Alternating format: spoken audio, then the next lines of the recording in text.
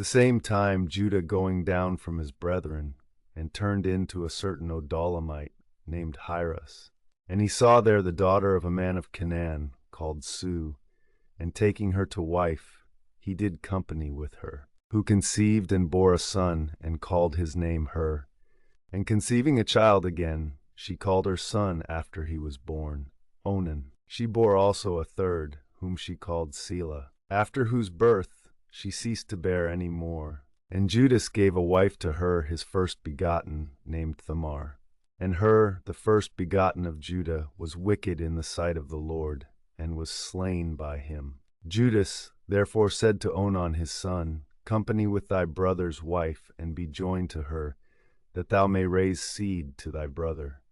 He, knowing that the children should not be born to himself, complying with his brother's wife, shed his seed upon the ground, lest children might be born in his brother's name. And therefore our Lord struck him, because he did a detestable thing. For the which cause Judas said to Tamar his daughter-in-law, Be a widow in thy father's house, till Selah my son grow up, for he feared lest he also might die as his brethren, who went her way and dwelt in her father's house. And after many days were come and gone, the daughter of Sue the wife of Judah died, who after his mourning having received consolation, went up to the shearers of his sheep, himself and Hiras his shepherd of his flock, the Odolamite, into Thamnas. And it was told Tamar that her father-in-law came up into Thamnas to shear his sheep, who putting off the garments of her widowhood, and took a veil, and changing her habit, sat in the crossway that leadeth to Thamnas, because Selah was grown, and she had not taken him to her husband, whom when Judah had seen, he supposed her to be a harlot, for she had covered her face, lest she should be known. And going unto her, he said, Suffer me to lie with thee, for he knew her not to be his daughter-in-law. Who answering, What wilt thou give me that thou mayest enjoy my company? He said, I will send thee a kid out of the flock. And when she said again, I will suffer what thou wilt if thou give a pledge, till thou send that which thou dost promise, Judah said, What wilt thou to be given thee for a pledge? She answered, Thy ring and bracelet, and staff which thou holdest in thy hand.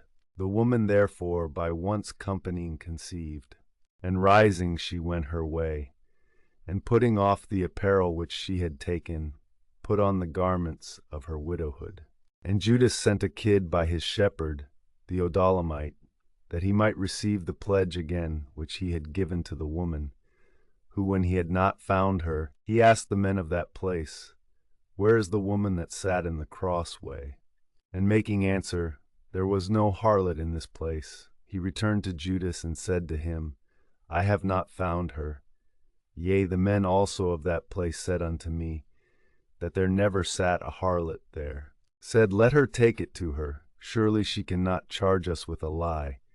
I sent the kid which I promised, and thou didst not find her. And behold, after 3 months they told Judah, saying, Thamar thy daughter-in-law hath played the harlot, and her belly seems to swell.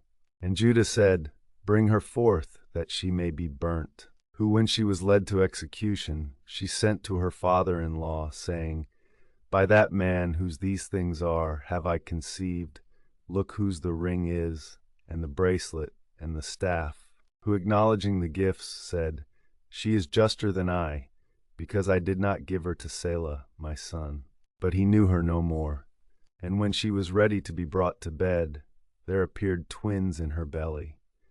And in the very delivery of the infants, one put forth a hand, wherein the midwife tied a scarlet string, saying, This shall come forth the former. But he drawing back his hand, the other came forth. And the woman said, Why is the partition divided for thee? And for this cause called his name Pharez. Afterwards his brother came forth, in whose hand was the scarlet string, whom she called Zara.